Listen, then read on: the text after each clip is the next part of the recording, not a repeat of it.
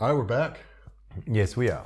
I have no idea where this one falls in the fold. With But we some should shifting be around close again. to 52. Yeah, this has got to be... This is got to be 1 year of podcast right now. Now, we don't know when it's going to be released because it might be released next Wednesday. We might it push something out before. Yeah, well, we'll see what we have. But most likely, while we're talking to you, we're releasing 2 a week. Or something like that. Or one every 5 days. Or we have a lot lined up. I know. we need to, because some of them otherwise might be less relevant 4 weeks from now. Yeah. That's a little bit... where it gets tricky. Yeah, because then we talk about it on the StrongFit community. We kind of... We get behind. A little bit. That's something, once we're in the same place, that we'll have to, like, organize... not organize better, but like take into consideration. It's a new constraint. Yes. Well, I think we keep them relevant. And I think at that point, then it's easier because things can be in your head and come out of your head. And then go on the internet. But we could do that. Order, we could do the ones that the stuff we want to talk about because it's relevant most likely now. Mm-hmm. We talk about it, and then we have all those old school principles podcasts stored that you can put in between. Yeah. So life is a set of moments. Really, it's like a continuous timeline. Yeah. So then you put the moments, which is let's talk about this. Yeah. And then the moments like that, and in between you put all videos, the pyramids and all that stuff. You know what my concern with that is, right? Is that you're just going to be this like constant firework exploding of new ideas? And I'm like, Julian, I'm like, Julian, I've got 30 fundamentals episodes I know, but it's an S-curve. And by the way, we could cover the ground while it's moving. Yeah. Right, and you can always... Yeah, but if we do it twice a week, whenever we have a lot of material, you can always release those. Yeah. You know what I mean? Like, we can make it work. Yeah. If we start playing with the idea of releasing more of them, that opens some doors as to what we want to do. I mean, especially once we're in the same place. Because a year from now, we'll go over the torque again. We'll go over the control function. We might do that on a regular basis anyway. Yeah. So we could... There's a way to do that where we can stick to the old school stuff, closer to movements. Yeah. Practical stuff where people are like, how do I do this again? Things. Yeah, so it's a format that we're evolving as we go. The podcast will evolve. There's no doubt. Yeah. Sorry.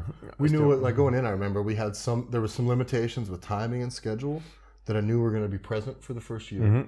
And I think we didn't even think we were going to be able, I guess didn't think that we would be able to even keep up with every week for a full year. No doubt. And then so I was thinking, what was I thinking in the beginning? We would do like 10 to 20 and then take 4 to 6 weeks and then 10 to 20.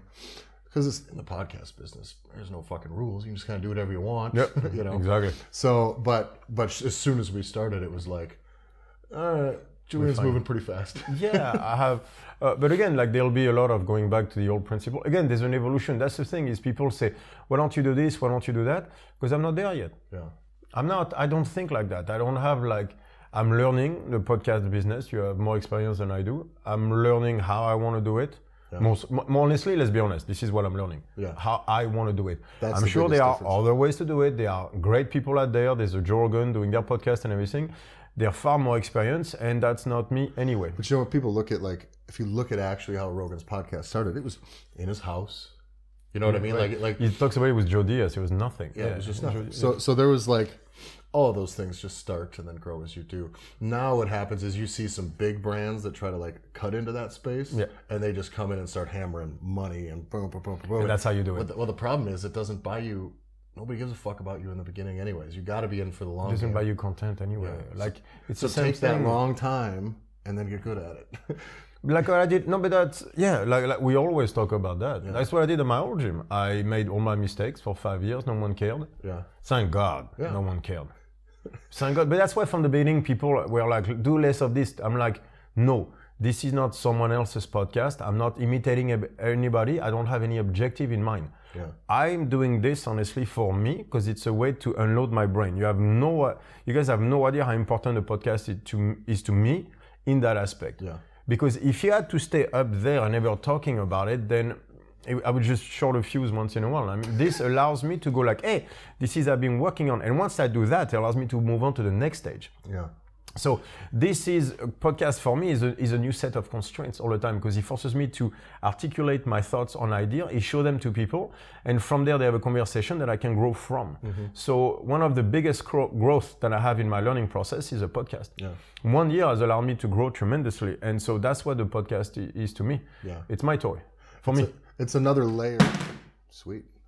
I think it's and the dog had a heart attack. You just took 5 years out of his life right there. Like the dog right now is going under the blanket. Like I do have one minor issue to look at here. So before we transition from, we still have time here, but it has been interesting to see. My number one priority, I remember when I kind of talked to you about the podcast in the beginning, I was like, all right, what's the first thing that this has to be? Julian has to keep wanting to do it. Yes. To me, that was always where it had to and start. that's it. I was like, I cannot push for numbers or money or the subjects. First thing it has to subjects. be is Julian has to want to keep doing it. Yeah, so it and cannot then if be. you want to do it, it'll just be good.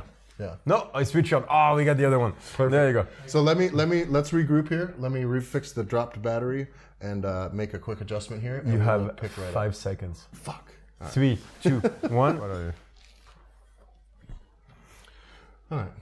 So speaking of podcast, now we're going to move on. Now that you broke down my flow, Well, it was perfect because it was just an introduction about the podcast, and we were going to have to segue into our. No, we're not done. Because we're talking about the podcast. So I think the evolution. Hold on. That's the hardest segue I ever tried to do, was stop the podcast on purpose. No, but that's why you're going to blend this back into the podcast. I think the evolution of the podcast for me now is I would enjoy doing more episodes. Yeah. Because there's a lot of stuff. So first of all, we need to be in the same place for this to happen, which will, in the next few months, will happen. Yep. Once we have that, I want to have like a recording studio, like whatever the gym we had, like a room just for that. And then twice a week, we go at it, because there's always new stuff. Because then we can start talking about experimentation in training. Yeah. I would like to do more episodes like that, just to, sit down and talk, even if it's a 30-minute episode, doesn't matter. But at least we're like, look, this is my experimentation going on, and we could release far more material in a it's not that it's non-structured. It's not, the biggest problem is like that idea, that objective, right? Again, back to it. So it's people were like, well, you can have guests. Yeah, we'll have guests once in a while and stuff like that. When but it works. It will be the same idea every time. We're just going to talk about what we discover. And so there's an evolution to what we discover. So there has to be an evolution of the podcast. Yeah. Moments will speed up, moments will slow down. Yeah. So we can release more episodes at that time, less episodes when we slow down. I don't think we have to even it out all year, because that's not the S-curve anyway. Well, that's it. It's like we don't fucking work for anybody. Anyway, right? No, but even I think it's for us it'd be a mistake, because that's not the way we do it. Yeah. That linear progression. I think that's one of the mistakes people make, is to have it has to be every Wednesday. Yeah, but what about Thursday? Yeah. That linear progression, but that's not how any of us do that. There'll be moments with more, moments with less. Right. Welcome to life. But I think doing it your way and our way, the way that we do it, is the only way it's going to be genuine. Good. And transfer across. It doesn't work any other way. I think that's but you can see it all the time. It's like going to present anything other than yourself, you're always going to come short. So that's why this project was appealing to me anyways, because I was like, well, Julian's not going to fucking sell this thing out. No, you know what I mean? That's for sure. No, I've no idea. I can barely get you to say your Instagram handle at the end. Yeah, exactly. I don't give a shit. I'm emptying my brain, which is awesome. But the idea of doing more is that also is I want to, whenever there's big events, or at least big for me in my life, like meeting that dude from Eindhoven, that professor from that university, those moments I would like to do a video on it, 30, 45 minutes, 1 hour, whatever, but then that way I can start talking about it on the StrongFit community, and start to have something like that where this is where I am in my life right now. Yeah, because it's funny, because I'll hear about that conversation from you, and then we'll build upon it, and then we end up kind of talking about it here, and then we're like, fuck, did they know any of the background behind it? Right, we always exactly. So I would like to see, for them to, I think it's important actually for people to see how the evolution of an idea works. Yeah. Because people are always like, oh my God, he came up with that. Yeah, but not in the way that you think. There was an evolution to it, and it took time, and I usually need to start talking about it, just not out loud. So I would like for people to see how it works. I start talking about an idea even though it's not set. That's why I talked about the sculpt in the last episode, because do I know if it works? No, I don't. But I find the possibility of it extremely exciting, right? Well, plus if we were able to open up more of these if it consistent worked, dialogue, yeah. you remember this is a month ago, a couple months ago now, where you'd been doing the neoprene for a while, but you kind of noticed, you were like, man, I zipped that fucking thing up and I get going and my left pec gets, but we hadn't quite maybe established that publicly. Yeah, exactly. And then, that was just kind of free form out of your head. And then now this thing comes in and kind of corroborates that. Well, we're talking about it here now, having missed that step because we don't know. Right, but imagine if we had done that step 3 months ago and people would be like, you've been talking about that shit for 3 months. And I'm like, yeah, and now I got something that tells me that's my weakness is. How interesting is that? Yeah. Right, so that would make, I think, for a cool way of people to see what we do, how we do it, and you know what I mean, like, so they're with us on that journey anyway. Yeah. So well, I think that's the angle too that's good. We can take this thing many different directions, really all at the same time, which is nice with it. But I like the idea of one, you do the thing like just educating, obviously, and emptying your head to make room, but the other side of it is it's good to open a little bit of a lens, a little bit of a window to the process. For just your day-to-day, the way ideas come and go, the daily life stuff, how you put everything together, because we teach everything as a whole system. Yeah. And it's like, well, just coming in and talking about your hour in the gym, it's not the whole system. Yeah, and on top of it, people have the wrong idea how this works. Like they still have the academic idea where I just read stuff and then I study. But it's not how it works. I'm far more of a craftsman than I am an academic, even though I read a lot of academic stuff. My approach is still different. It's very much a human approach, and I would like for people to see that there's again, my world is the fitness industry. That doesn't mean that's what I learn from, because I learn from many, many different stuff. But the world I want to be in is this world, the world of movement, the world of strength, the fitness industry, the health industry, really. But that's what I want to be part of, and I want to bring whatever I get from the other disciplines into it. So it's still the very human side of me that wants to do that. And that's where my humanist side comes out, is toward movement and helping people with their health, because I still believe it's the most important thing.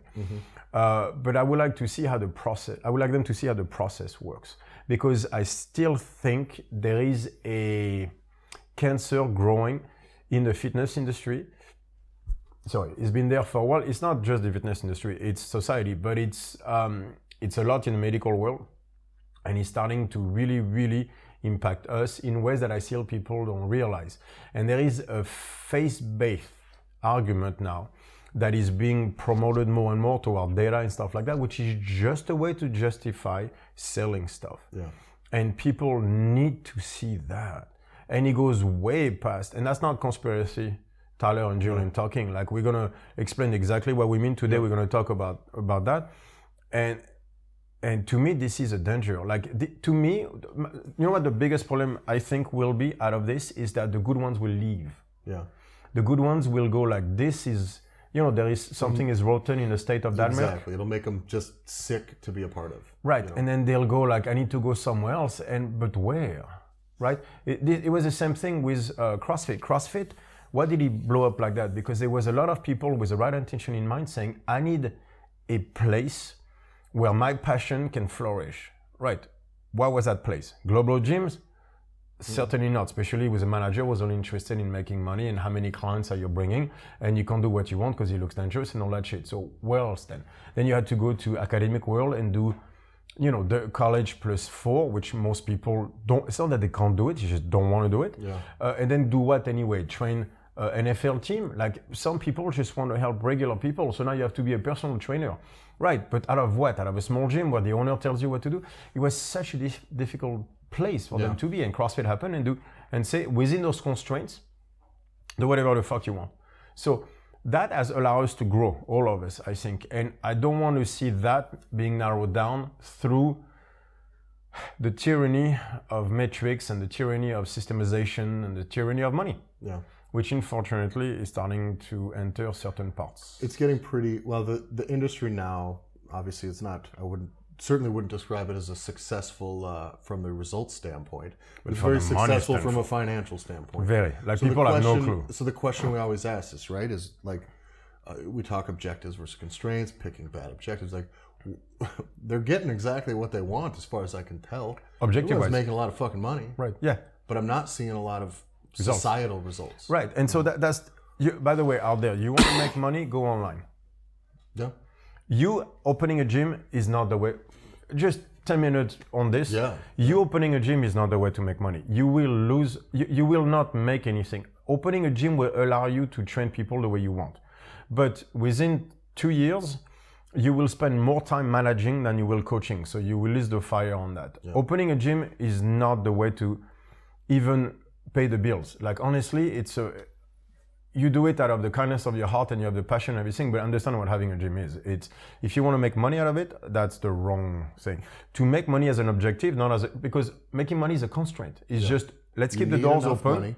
So to keep the doors open and pay the bills. Keep the lights on. Right, but that's a constraint. If the objective is making money, go online. Do a template. Yep. Right, so you can do a template, like $30 a month. If you're a little bit known or you do a good job, you'll get 100 people on average. It's 3,000, you pay your rent and food. Yeah. And that's more money that you're gonna make out of your gym, just out of programming online. Now, is it bullshit? Yeah. But then after open... But that wasn't one of your constraints, was that it work. It was that you make money. Right, well, exactly, right? And then you can do that for nutrition as well, and then for training and everything. So you can, if your objective to make money, you could do everything that we do just from perspective of, I don't care. I don't care about results. I'm just gonna make it sellable, like, like fancy in a way. So you can still start from us, still start from there, package it correctly, because that's what all those business people are teaching you to do, is to package it correctly. And you rotate every 6 months, so it's never stale. And trust me, you'll make a living. Better than opening your own gym. So there you go. Yeah. Right.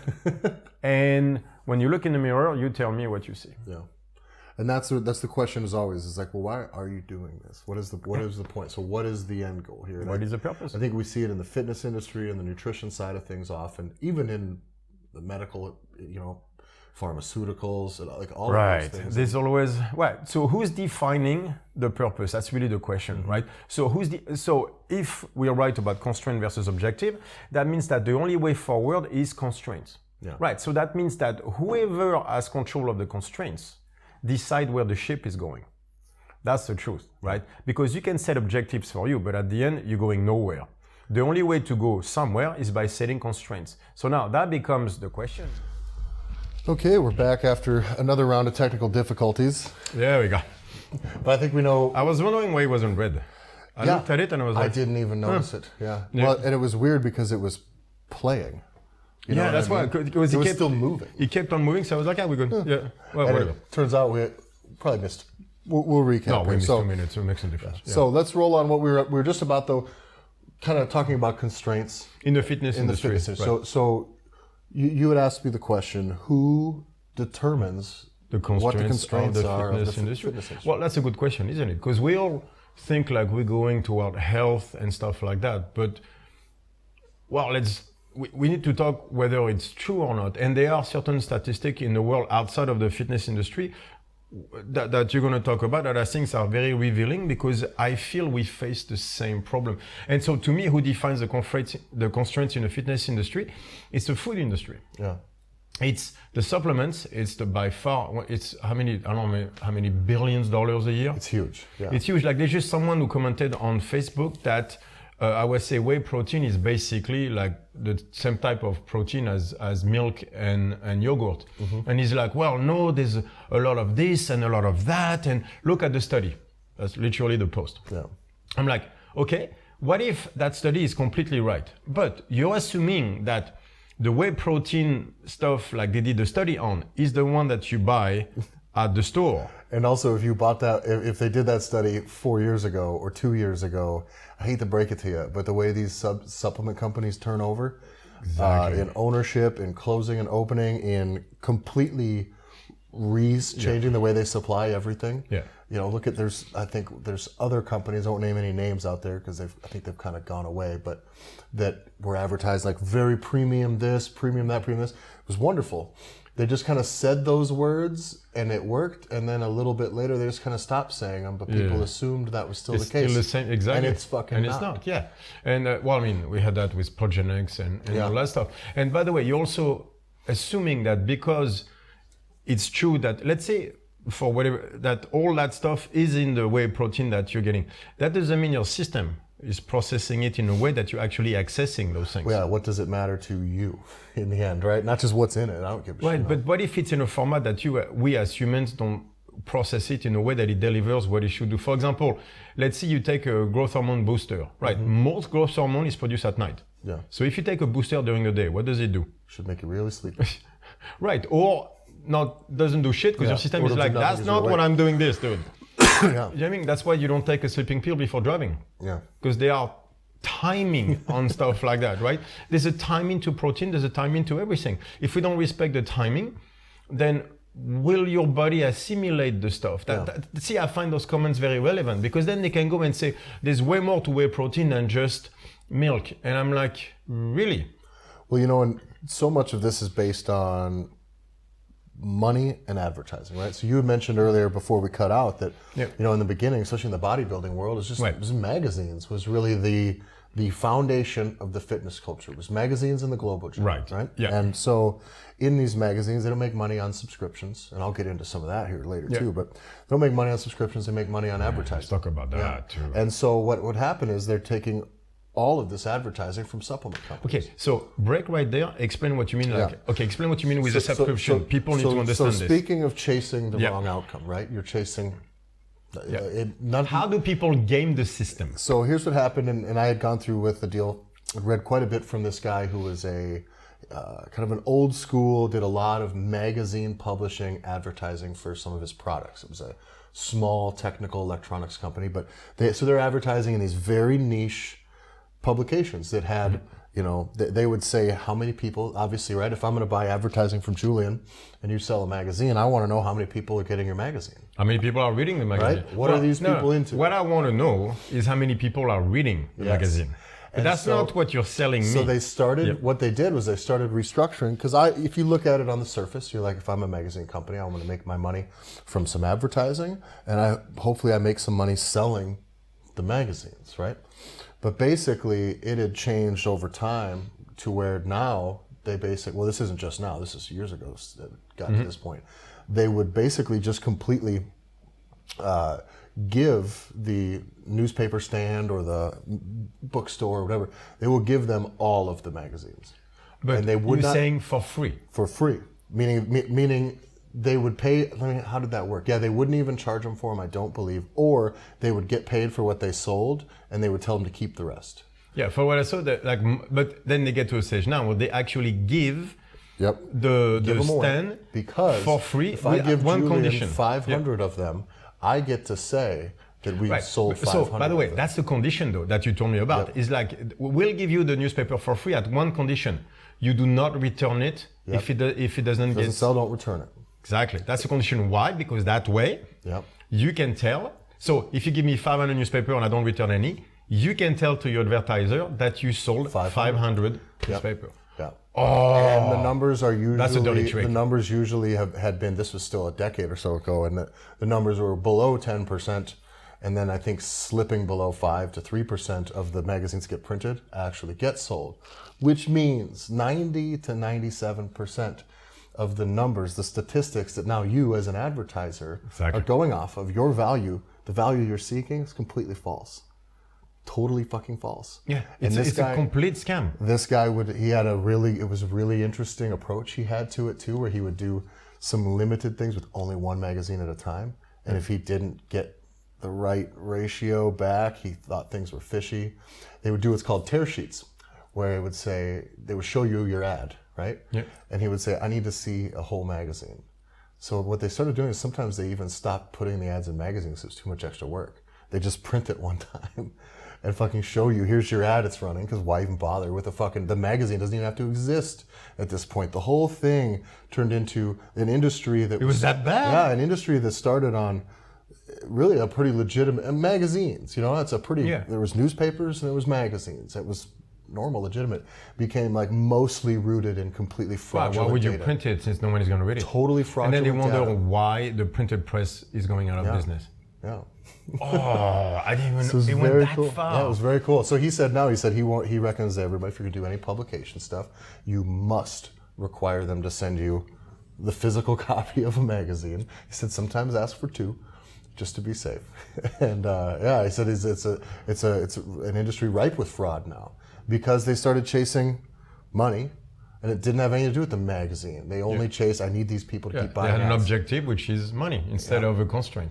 Yeah. Right. So, I want to pull this back into this. So, but in the fitness industry, say Muscle and Fitness magazine or whatever was very popular then, most of this is who's communicating to people, and that's supplement companies are in there, and the food industry is communicating what people need, and that has to be a quote unquote like a pill based, a solution based. Take this and then this because it fits an objective.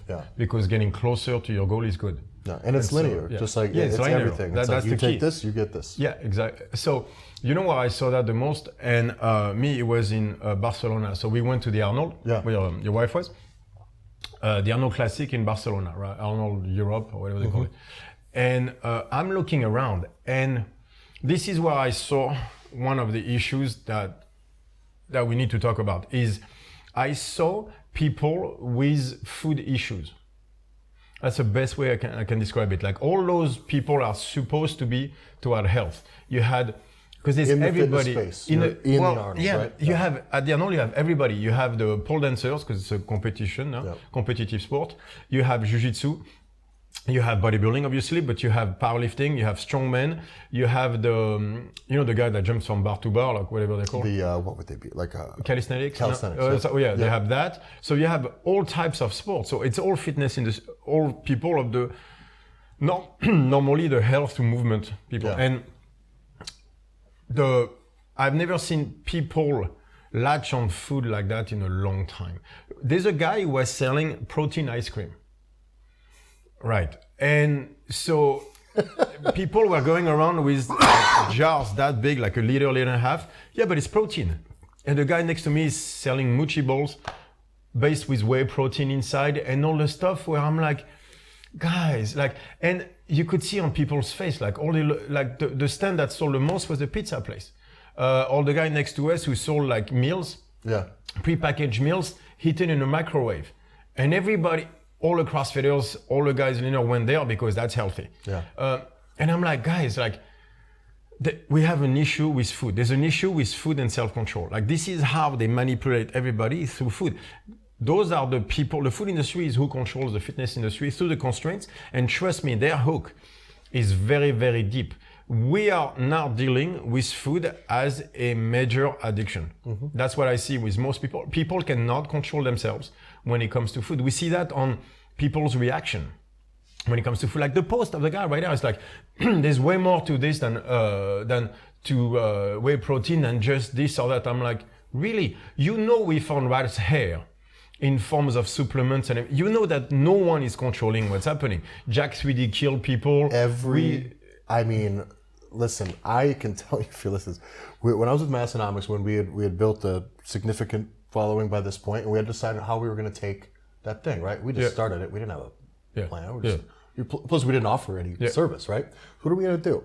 So we'll keep selling T-shirts, and we had all got together and thought, well, maybe we'll crack into the supplement space. We had a good name, a good brand, and a good audience, right? And it's fucking easy. No regulation whatsoever. No one is asking a question. I could put dried, ground up fucking horse dicks in a powder and fucking make it taste like chocolate, and I can sell it to you, and nobody's gonna say a fucking word about it. And in the back, I'll put all the stuff you want to hear and read, and none of it will be in it. But in looking into it, I mean, it's unfucking believable how few of these companies handle or have any input or even see or do any quality control or anything on their own branded supplements. Meaning, what's coming into it. Here's the best way to do it for the business if you're going to get into the supplement industry is you just make up whatever blend you kind of want, and you can pitch that overseas. And they will just give you proposals, quotes, send you a few samples. And that whole process might cost you just a few $100. Get a few little samples, and then you can just say, all right, that one, scale it up. and they can even fucking send everything to a fulfillment center. You'll never touch it. Yeah. Which is this easy, automated way of life when your objective is income. Yep. Perfect. I don't want to do any work and I want to make money. Those are the constraints that those people have set. Yes, exactly. And that's good. That's less work, That's more the money. Tim Ferriss. It's a 4-hour work week, right? That's all. That's how this works. That was a company, a type of company that he had built too, was supplements out of there. Yeah, he talks about it in his the 4-hour body. He talks about it. Yeah, and it's not. That's why you get out. Yeah, but the target, like, you're not doing that for wellness. No, it's not. And that by the is way, not why you do that. What is the dirty trick of all of them? When they say new and improved, that means they just dropped the expensive illegal shit they put in the powder in the first place. That made it work for the first couple months. That made it work at first, yeah. Which I don't know, but I'm pretty sure that's how Progenex got famous.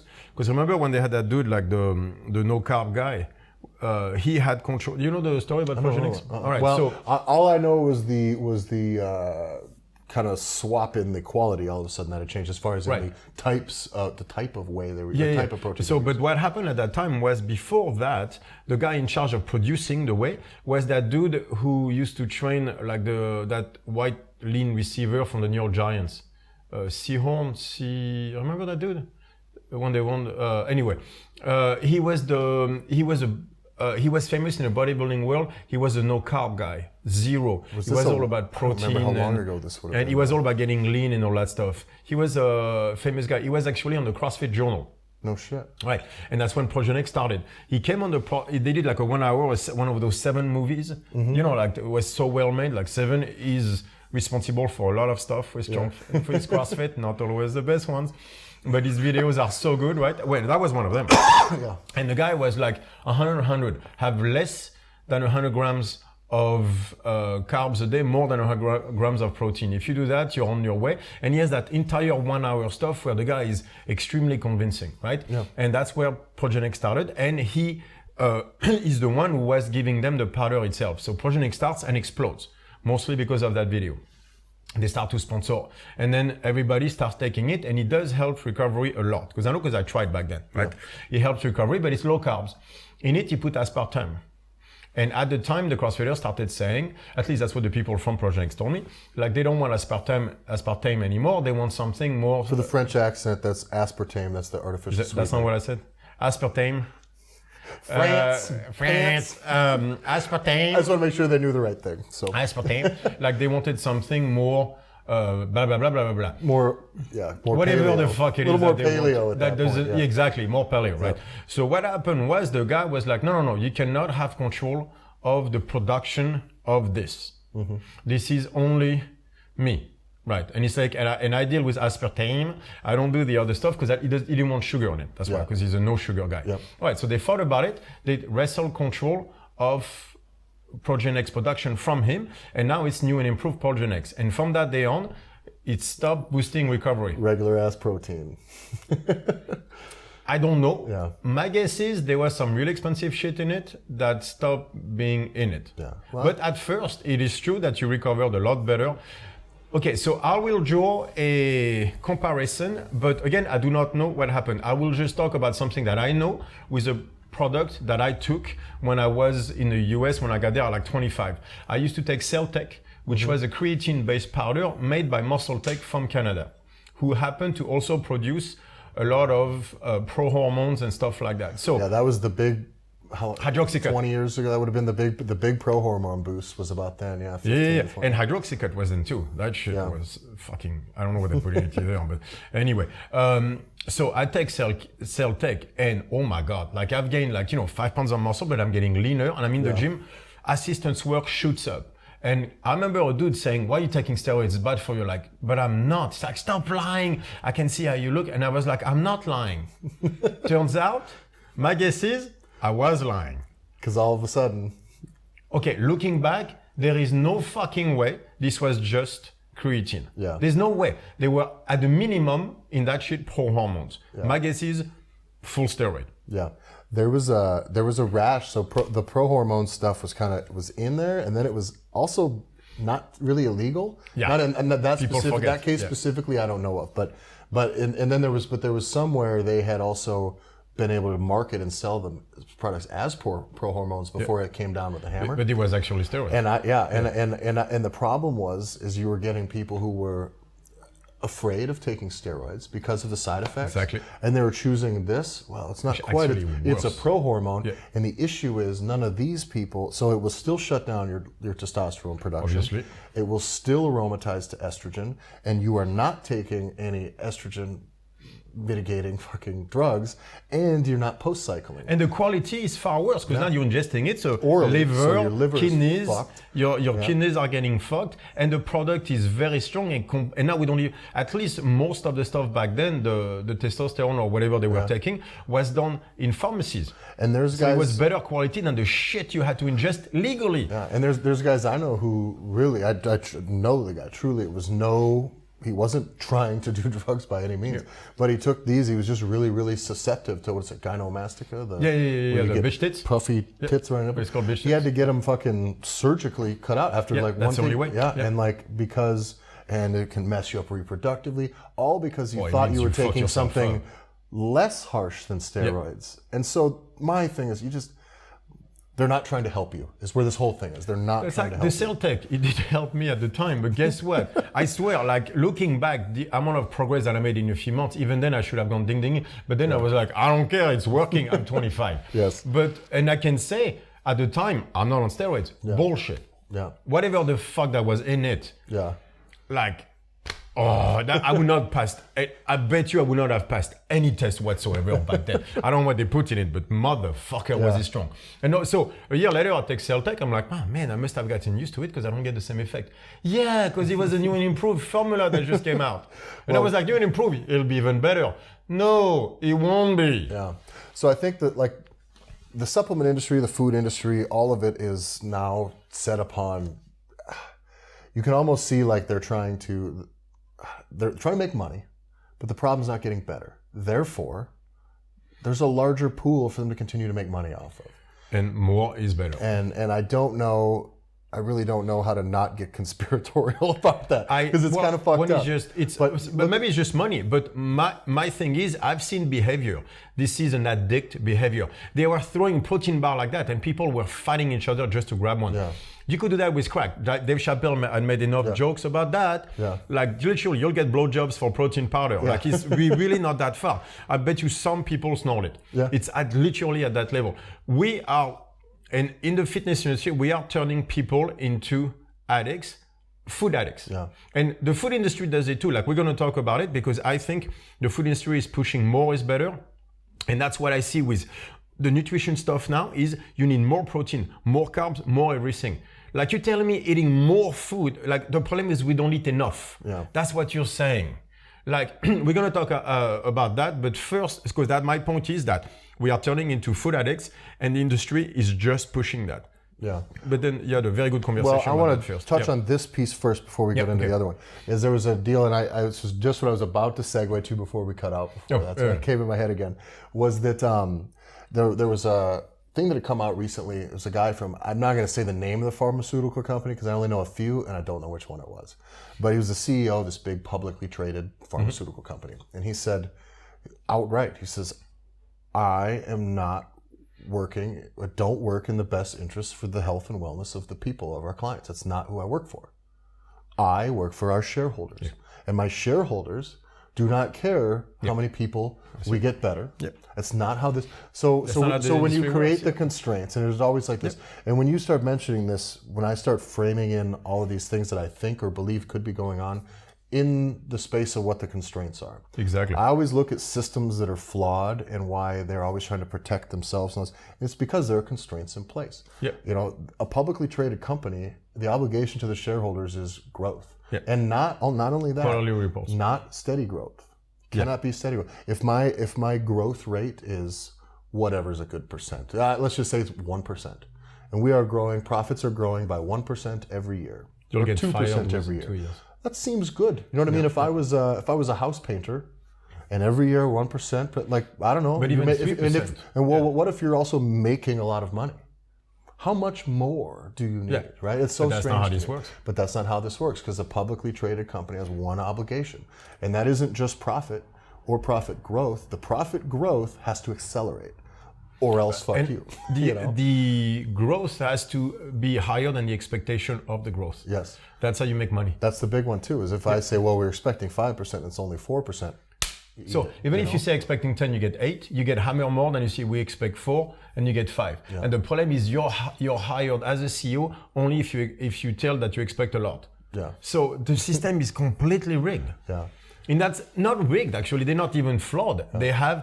They are getting the results that the constraints in place are guiding toward. And so they're getting exactly what they're designed for. Yeah. And so you end up in this place though where now, because the objective is not helping people, you can get to the point where maybe the objective isn't to hurt people, but that is what's happening now.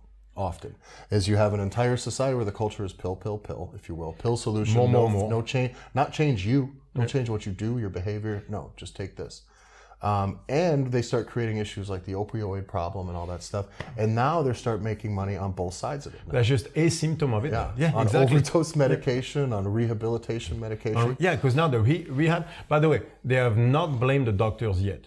Not yet. I found that on the opioid crisis, the fact that you're going after the pharmaceutical industry, but not the doctors, is mind-blowing to me. Yeah. Like, so you're gonna bitch about who makes the stuff, but not who sells it. Yeah. So you're gonna bitch about that is not how we deal with drugs, by the way.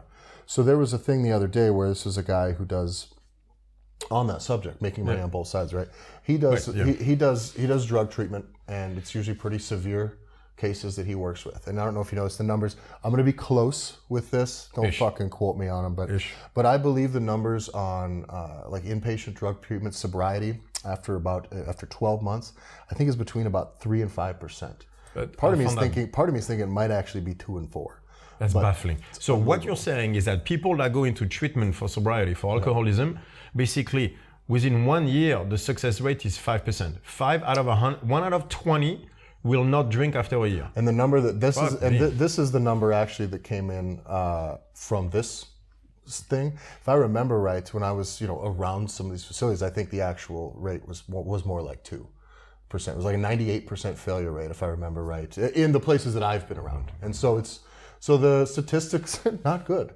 And so, but the interesting thing about what other industry could do anything getting paid for such dismal results? Yeah, but the interesting thing that this guy had started doing was he started to treat the symptoms of withdrawal, but not in an ongoing way like they do with methadone clinics. What's his success rate? His success rate is, I believe, between 40 and 60. All right, so now, which is 20 so times. At that point, anything that I don't care if he has 15 people. If that's the percentage rate, I want to listen to the guy fucking talk. At least listen. And actually, I believe they've spread some of these programs out to quite a few other places. But anyway, even if it's 5 and 40, we got to listen to the guy. So the gist of what he was doing is he was actually coming out, and I always had a soft place in my heart for places like needle exchanges and methadone clinics, because it was a place it was about damage mitigation. Yeah. A lot of what I think society needs to do with drug addiction is some point you got to control the damage, just limit the damage first, because it's always going to be a piece in society. Will always be. Still, you have to do and then you still have to do the work. But so I always thought of those as it's a good starting point. It's safe, and then you can try to break the use cycle after that, as that goes. But most of these methadone clinics are making so much money off of the drugs. It's public taxpayer money too, because it's a social need, but it doesn't work. And that was the big issue this guy had, is like, you have these people who, yes, they're not out on the streets doing the thing, but they still, as long as they keep doing this, they can never, ever, ever have a job, raise a family, do a thing, ever. This is now, you own them. And I think to me, that is the biggest issue, is that for me, the way out of drugs is socialization. Yeah. Everything that I've seen tells me that. Yeah. So if you're still popping a needle, then you can't socialize. As you say, you can't have a job. You can't do that in front of the kids, probably not in front of the wife. Yeah. And so you're facing the same issue, which means you cannot go back inside society. Yeah. So his thing was he had brought in, he treated them actually, all his clients, as general practitioner. That's it. As just your general family physician. Yeah. Because if you describe withdrawal symptoms to a drug addict, it's terrifying. Yeah. Describe them to a doctor, and your doctor's going to say, all right, quit being a pussy. We'll give you a little something. You know what I mean? Because there's a use cycle, massive withdrawals. Those, you do have to get beyond those to do any work. Yeah. To start becoming a new person, these behaviors have to stop first. So that's kind of how they would get through that. And then so he uses as a doctor, they treat just the symptoms of the withdrawal. You check in with them, you offer the support, you can mitigate that and smooth it off, get them a little bit of clean time. Then you do the work, and you don't. And how he goes about all of that is, I think, pretty similar to everything else. But when it comes to opiates specifically, it's like you cannot your plan can't be to just keep them on forever. Yeah. So his plan is basically, let's deal with the symptoms so that I can start making you do the work. Mm-hmm. Yeah, which does make sense. Right. So that's what I love that story, because that's what I want to talk about. Because my approach, in a way, our approach with nutrition is exactly that. I think your cravings is withdrawal symptoms. Yeah, it's your symptoms. We're treating it as the same way. And guess what? We need to get rid of those so we can start doing the work. Yeah. But that means that once I get rid of your cravings, that's when the work starts. Yeah. That's what people also don't understand. It's like, so I can have more. So there's my problem with the nutrition on two things. First of all, cravings usually are carbs. Yeah. So what does that tell you, right? It's that the number one drug is carbs. Why? We had podcast on this.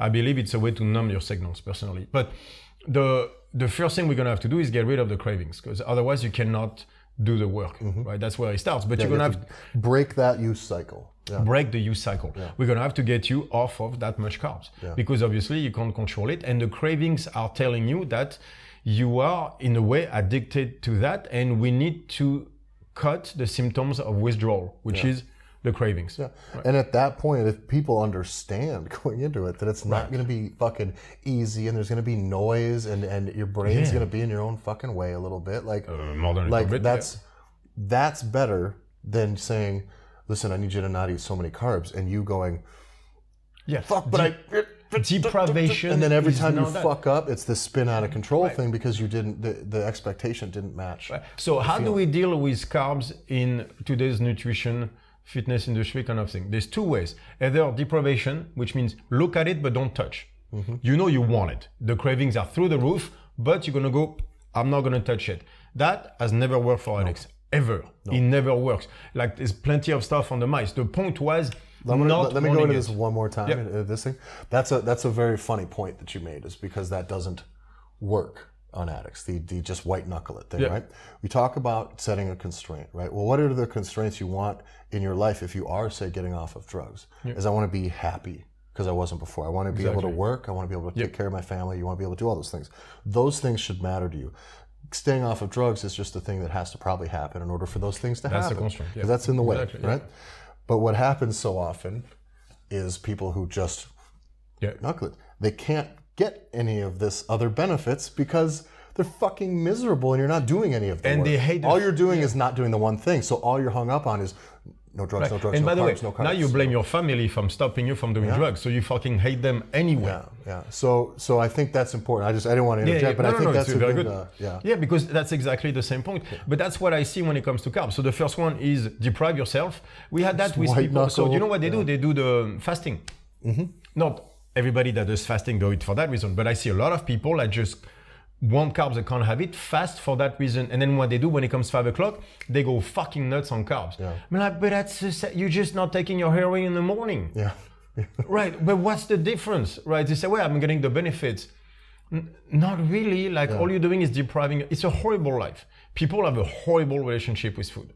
That's what we need to fix. We need to fix people's relationship with food. So control is a good thing, but that's not control, that's deprivation. That is not the same as control. You're just punishing yourself, where you starve all day through fasting just so you can look at the car and go like, I'm gonna kill you when it comes 5 o'clock.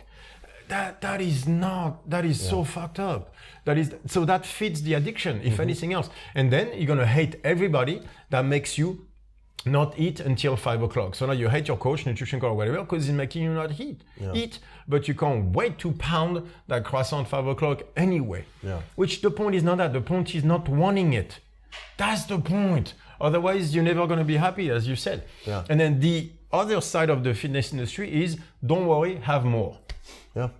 You like That's carbs? The other solution. Perfect. You can just eat carbs and eat a ton of them.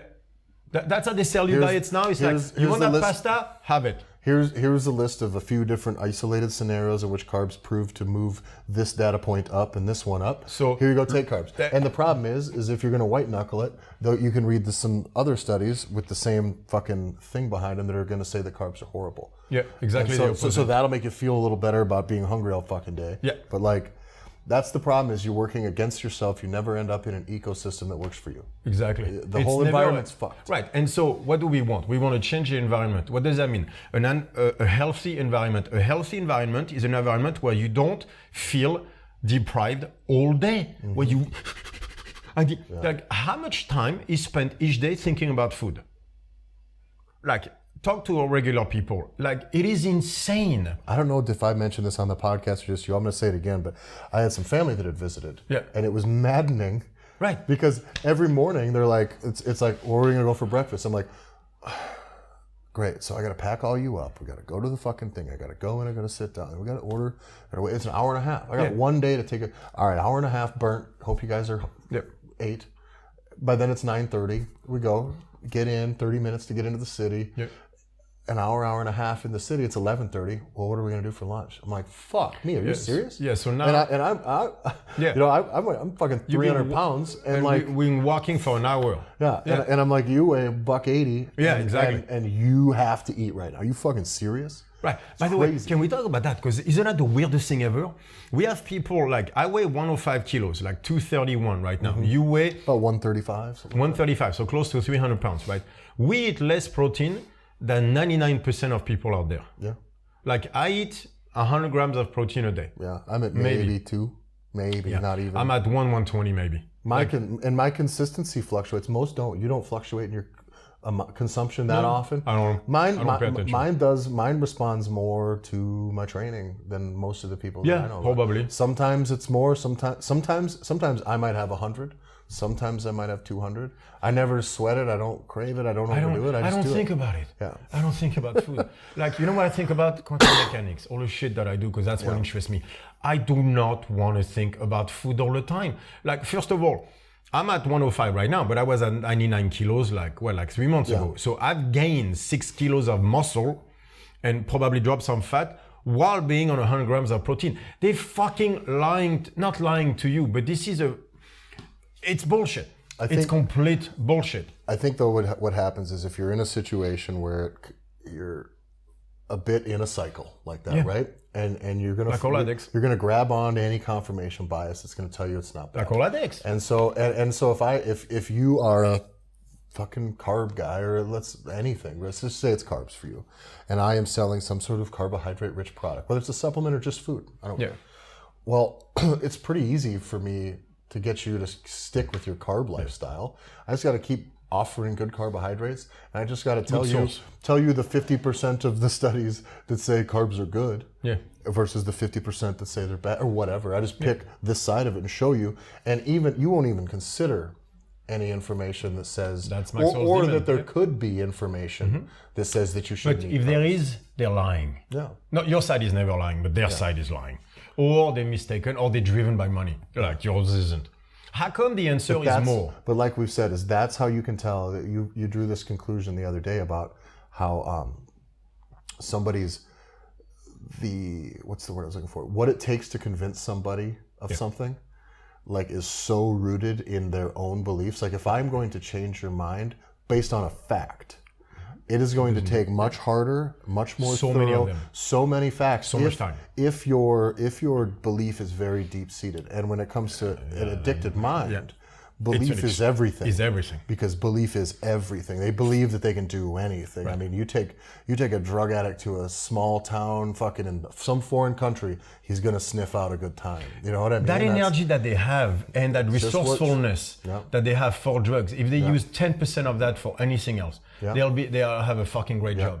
An addict with a little bit of cash and a book of matches can do a lot more than most people can.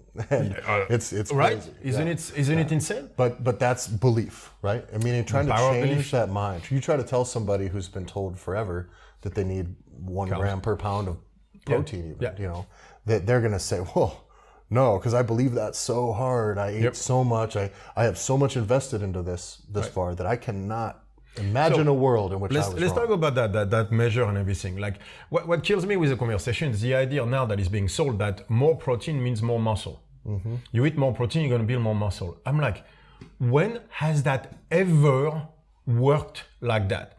Building muscle is an entire system thing. It's an anabolic phase. Yep. It's hormonal. Everything.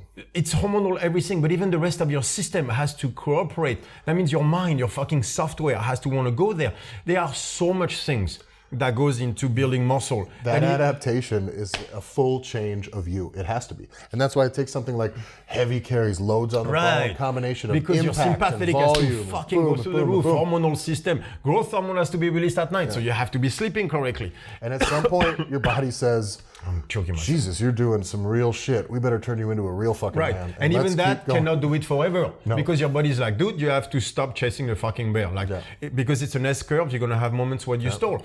That idea that more is better is insane, training wise even. But saying more protein, you have to fucking digest the thing first anyway. Yeah.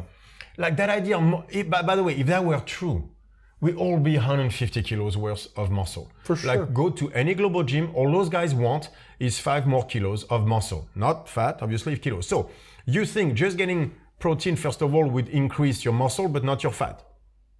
Right, because that's how it works.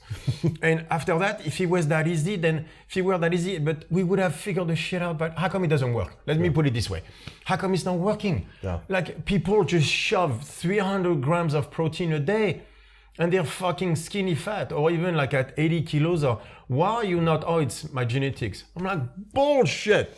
Let me train you for 6 weeks and I'll put 4 kilos on you. We've tested that with a neoprene where we had people, same diet, same amount of calories. I've seen numbers on the neoprene and heard, especially from Wim too, some of the, we just have to wait until the data is there from someone that's not us. I'm not even trying. Well, you know what I'm saying? Is I not you saying, but I mean, like, if I said some of the numbers he was telling us this weekend, you would laugh me out of the fucking room. Yeah, anybody would laugh us out of the fucking room. So, if we were to release what we know as a fact, because we have data with the Skull stuff that he's been doing for like 3 months on a group of what, 200 people, is that? Is that 200? That was he has 1,700 total. But he has like people at his gym in like that he has personally. A couple hundred, between 100 and 200. If we were to release those numbers that we saw with the neoprene, with the stuff, no one, like if you think I'm photoshopping my pictures, like the shit that you would say out of the numbers that we have been seeing and creating. The reason, you know why we don't release it? Because no one will believe us. Yeah, that's the whole point. This is what you get, all of you motherfuckers, with the data stuff and everything, is you are not getting access to some of the shit that we've been doing, that we're keeping for our people. Why? Because they will listen and they will try and get the results. But most people out there have so much belief to defend that they'll never believe what we say. So I'm getting to a stage where I'm like, then I won't release it. We'll just reap the benefits of it. For all people that come to us. So this this is the problem, is data is such a delay. So it's like, all right, well, you wait for that. I don't care. Like, but you know what we'll take? It will take all data out there, right? For somebody else to catch it who doesn't have or ethics or issues with that, market it a certain way and sell it in a way that's far less effective. But sell it, make much money, and then everybody will jump on it, except they will jump on the less effective cause because they don't know why it works. Yeah. And in the meantime, us who created the stuff won't get to affect a large part of the population because we are not going through those channels. Yeah. That's literally what the system, and you guys are part of the system right there, are creating. A place where people like us cannot flourish outside of small groups that we do. Yeah. Because we cannot share that kind of stuff out there without getting blasted out of oblivion. And the better we do, the more the people out there will come after us. Yeah. So that's the world you're creating, is where the good guys are like, I'll just do it for my people then. Yeah. So we'll do it for 100 people. We'll make enough money to have the life that we want, and we'll be like, all right then. Yeah. That's the world you're creating with that shit though. And that's a guiding principle that I've learned over time anyways, is I like to call it, the lighthouse principle, right? Yeah. People look at that many different ways. Exactly. Like it's being steadfast in a storm, or that's whatever works. One of the things. For me, the main thing was this, is that the lighthouse is just there and it just shines. It's not running around, because if that lighthouse decides to run out into them fucking rocks to try to save some boat who ain't paying attention, fucking you're gonna end up out there with them. Yeah. And that is not the world that we want to live in. Nope. We do the thing, and I'm gonna chase you if you don't fucking want to learn from us, then fuck off. It's kind of how I, that's how and that's why I tell all of you, I'm like, all the people that say, give me this, give me that, I'm like, no, I don't owe you shit. Yeah. I owe humanity everything. I owe you nothing. So I want to meet, though, before we wrap up, I want to get into, though, like, so we talked about how in the data, basically, the data stuff, you have your nutrition stuff, fitness stuff, people who are data fiends, all of it is this, there's a belief that has to be changed. Yes. Before they're going to come even any closer to where you can be of any use to them. How is that on you to do? How does that happen? I don't understand. Okay, so first of all, like, for example, the belief for more protein is better. Right, I think we attack it by saying circadian rhythms. You're not supposed to have protein during the day. Like, I think we need to start to explain what protein does. Like, they know what it is. Oh, amino acids and everything. No, that's not my point. We have to look at it from a human perspective. When you digest protein, it's extremely energy expensive. Mm-hmm. You spend a lot of energy digesting protein, a lot of energy coming from the protein and from your body as well. Devil's advocate Tyler here. Yeah. Is that going to be good then for like not having a bunch of excess calories? Or not? You mean? You know what I'm saying? If it's extremely energy costly to have protein, then is that necessarily a bad thing? Instead of eating something that is very, very, very much dense, where you're left in this mess of surplus. Yeah, the problem with that is that the energy that you spend digesting, it doesn't come just from the protein. It comes from processes exactly resources inside that of you. go to your brain. Resources, but at night, those resources are there for that. You get a massive amount of protein, it zonks you out as it should. You go at night, finish digestion, growth hormone comes up, you start to build muscle. That's how the system is developed. It's like a healing process, building up process. When you're doing during the day, all the energy that you use digesting protein is not going toward your life. You said this weekend in a way I liked, where you said that basically if you're going to eat protein during the day, your body needs generally more sympathetic during the day, right? That's a circadian rhythm, yes. Right? So if you're eating protein during the day, it's going to pull you down. I mean, it may not completely wreck you always, but it's going to pull you down. However, you explained it in this way, like if you took 3 naps today, and how are you going to feel at 9 o'clock at night when it's time for bed? Exactly. Right. And so the day is a time for activity. Yeah. And so I think that's an issue. And I think the other way that we need to address the belief is talking to them directly, for example, by saying, how many times a day do you think about food? How much time? Like if you were to put the seconds together, how much time, do that as a homework. How much time per day do you start thinking about food? And if you were to add those seconds together, you would see why your life is not getting better. Like, you want to know what people want in life? Look at their bank account. See where they spend their money. If you're out in bars 3 times a week and you wonder why you don't have money to start your own business, right. So people need that with food as well. Like, you want to deal with shit in your life? All right, let's take the 2 hours, and I'm being nice, you spend a day thinking about food, and let's put it towards thinking about how to get better at what you do. As a barista, let's take those 2 hours spending on knowing where coffee comes from, studying the company you buy coffee from. Are they fair trade or whatever the fuck is it you want? Are they truly that? Did you study the company? Do you know where the CEO comes from? Is it because if he's coming from Coca-Cola, chances are that it might not be exactly the company. Do you know the difference between Ecuador and plus knowing Cuba? Plus knowing those things, not just for the sake of your own decision making, knowing those things can help you inform your clients even better. Exactly, right. So that's 2 hours a day, right? Why don't you spend getting better? Right, because you take those 2 hours a day thinking about food. Because, by the way, that's what it is. It's a second here, it's a second there. Mm-hmm. Like, that's how even your mind works. It's like, when I think about my stuff all the time, those are seconds. That's why I don't want to think about food, because I want to think about the crazy shit that I can come up with. But you take those 2 hours, and then you take the 2 hours that you take watching TV. Mm-hmm. Right, and then you take an hour that you're on Instagram. Right, so now that's 5 hours a day. You could spend on valuable things to make yourself better. So don't tell me you don't have time. That's not true. The problem is a lot of your energy is spent on the wrong thing. How many of you have protein for lunch and feel like this after for an hour or two? So instead of being energetic all day, you're feeling down. That's not a good thing. Yeah. Right. So can we talk behavior, environment when it comes to food, and stop turning it into a conversation about chemical reactions? Yeah. That's where I think it starts. Is behavior, environment. I think that's For addicts too, by the way. Yeah, That's what we're talking for about this sure. morning. Yep. If you don't fix the environment, an addict, Yep. what happens if he goes back to the same environment? Yep. Same people you're around. Same people drug around, use. Yep. same lifestyle. Even though you're you've fucked. and even though you've changed yourself. Yep.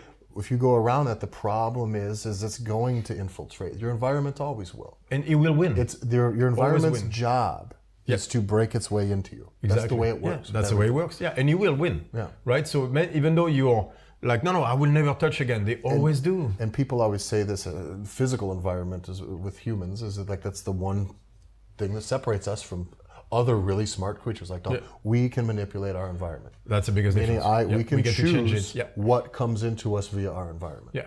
And the food environment, the food culture has to change.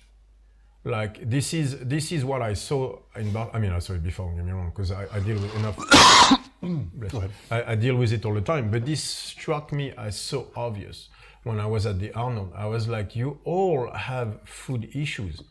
Like you're using steroids and all that shit because your body just cannot handle what you're doing. Yeah. So you think steroids allow you to do more? No, it's just so that you can do stuff because the way you handle food is wrecking you. And so many people are willing to go. Like for example, it's always the conversation we're having with some people where they say, I don't have energy, I need carbs. No, you need to fucking like your life. Yeah. How come when you work on something you're passionate about for 5 hours, you're never hungry? Not for 1 second. Because you're in the stuff. But people are like, yeah, but that's because I did that. Yeah. No, you're supposed to be in that state. Yeah. Or if you do feel like you're going to have some food, it's like, and you're back to what you're doing. You know what I mean? Yeah, it's just exactly. it's like this. And by the way, you probably won't want too much because you're like, I don't want to feel sluggish or I'm not going to anything. get all logy. Give me enough in to get By out. the way, that state where you're working on 5 hours, that's your normal state. Mm-hmm. Don't think for a second, oh, it's because I have passion. No, that's a normal human being. It's the rest of them that live their life in quiet despair that are not normal. Yeah. Common is not normal. Just because people spend their lives in bullshit jobs from the book or not knowing, having no energy because they don't like their lives. That's common. That doesn't make it normal. Normal is passionate all day, active, wanting to fuck shit up and everything. And then you sleep well at night. That's normal life. The other one is common. But the life of quiet despair, no, that is not normal. That's just common now. We have to fix this. I want to talk about one thing before we wrap up. And this was a point you had made that I want to make sure we know, because we talked about breaking the belief, and then we talked about treating the symptoms, right? And I want to let people know what to expect from those symptoms. Yes. And Right. Because Yes. you have mentioned what's going to happen with carbs. Right. Very good point. And I think I'll let you run with that one because you Right. So let's talk about being tired. Yeah. Right. So the point of the protocol that we have in place. I'm tired, and I tell you, Julian. Yeah, I need carbs. I need carbs, man. Exactly I'm tired right. without Exactly it. right. Yeah. So I'm like, all right. So do you remember the constraints of the protocol when we started? The whole point was you need to have better sleep and clear signals. Yeah. You need to be able to know what your body is telling you that it needs, doesn't need, and all that stuff. Yeah. Right. So you've been training 6 times a week, right? You have a demanding job, and yet you have been going to the gym for the last 3 years, training 6 times a week because more is better, right? And you're tired. Like even before you hit what they call an adrenaline Adrenal fatigue and everything, which is basically a major burnout. That's really what this is, right? You're fatigued, you're tired because you don't rest. You sleep 5 hours a night. You are tired, right? If I give you better signals, a better capacity to listen to your own body, what is your body gonna say? Fuck. I'm so tired. Why is it worse? Yeah. So if I'm successful in what I give you, will you feel more or less tired? You will feel much more tired because suddenly you're listening. What I'm giving you is a capacity to listen. If you're tired all the time, you will feel tired all the time because you're supposed to. Mm-hmm. Because that's you. You are tired. Yeah. You do too much. You're not sleeping at night. How many people are not sleeping at night and say, I'm tired, I need carbs? No, you need to sleep. You need to rest. Yeah. It's like, well, yeah, but then I would train 3 times a week instead of 6. I'm like, yeah, because you can't do it. So they want to force themselves to do stuff that are written on paper that is not fitting them. Yeah. So most of the time when you start the protocol and cut some of the carbs or keep it during training, like we say, or stuff like that, you might end up very tired. You know why? Because you are tired.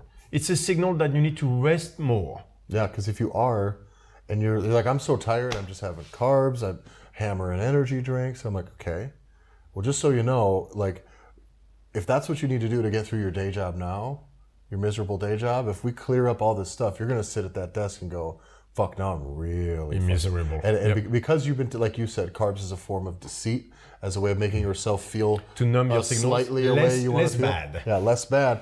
That you've been using that to just kind of gloss over the fact that you haven't been taking any action for yourself and get through your day. And that doesn't always feel that awesome. And by the way, what if you fucking hate your life? Well, that's the thing, is then we have depression, and then you start having anxiety, those things. But those are things that are in you right now that you're fucking not dealing with. And that's the piece that people miss. It's like, oh, if I feel a little, it's like, good. So now let's fix this fucking do something about it. Because we're not fucking pouring more water in the cup right now. You know, because that is the reality of you right now. Yeah. And you need to know that. You need to know that there are certain things in your life that make you less energetic. It's not that the energy isn't there. It's that you just, maybe in a slightly depressed state. What freeze does, the dorsal part of the vagus nerve, the freeze part takes away energy. That's literally what it does. It's playing dead. It shuts off your access to energy. Why? Because you've spent too much on whatever. You can be too much on emotion because you're not dealing with the stuff. So instead of dealing with it, the emotion is always there. The body's like, you're spending too much energy on that shit that you're not dealing with. So what I'm going to do is I'm going to squeeze. Yeah. And I'm going to give you less energy to spend on that problem that you're not fixing anyway. Yeah, because otherwise depression. It's just going to be there and keep spinning. And that's depression. That's literally what depression is. It goes like this. The freeze mode activates. Now you have less energy. Guess how you get more energy out of it? Not carbs. Exactly. You know how you do it? You fix the stuff that created such a strong emotion, the trauma that causes you to do this in the first place, and then your system will start opening the hose again. Well, and this is the thing, is we always have to, I think we will finish this, you have to preface this, like the solutions to this all have to come action first. And so the moment it comes with, I need this, I have to take action for this, so can I have some carbs with it? No. Food is not an action. Yes. Choose action. And that's the problem. They think eating is an action. Yeah. Meaning if you feel tired, because you're going to find out you're going to feel tired and bullshit, a little depressed. Because you're not dealing with some of this shit, good. Because now the pressure's higher, the emotion's a little higher. Right. Now go deal with it. You get to learn. And now that's checked off your list. Yeah. And now all of a sudden you're above that now. And you can keep walking forward. Whereas otherwise, I just think you just spin out of control forever and ever and ever. Yeah, because more will actually more. It's just digging harder. You ever get like a tire that's out of balance a little bit, like a little out of alignment? Well, driving faster is only going to make that fucking wobble even worse. Yeah, it's not going to help. And as you said, the answer is in action. It's eating food is not an action. Yeah, that's a passive one. It's not an action, but that's where people go for. And I believe, on top of it, this is what the industry is feeding, which is what I get the most annoyed. And then the whole study stuff is just feeding that to prove that more of that stuff will do better. And no, it doesn't. Yeah. They're just running themselves into the ground. Action, as you say, action. Yeah. And that's what we're trying to help with. You need clear signals to know exactly what is it you're not doing well. Yeah. And I believe depression is a direct cause. Yeah. Well, like a lot of things, if you open your eyes for the first time, you might not like everything that you see. But it doesn't mean that it's not there. So. Yeah, and it's not, I don't think it's good or bad. I think it's a function like everything. I think emotions are basically a dial for the learning rate that you have in your system. And strong negative emotions are just your body trying to tell you need to learn from what's happening. Yeah. Numbing that means you will never solve the problem. I like it. Let's rock and roll. Yeah. So let's wrap up. StrongFit.com, StrongFitEquipment.com, StrongFitEquipment.eu. Julian'sCorner.com for all things Julian. We have seminars at the StrongFit website. We've got all sorts of new dates rolled out there. What else? What am I missing here? We have podcasts at StrongFit.com for supporting the podcast. If that's something you're into. Christ, I haven't even thought the pitch. We're good. Thanks a lot, everybody. StrongFit community. Thanks for joining. If you haven't joined, please join, and we'll see you next week. See you guys.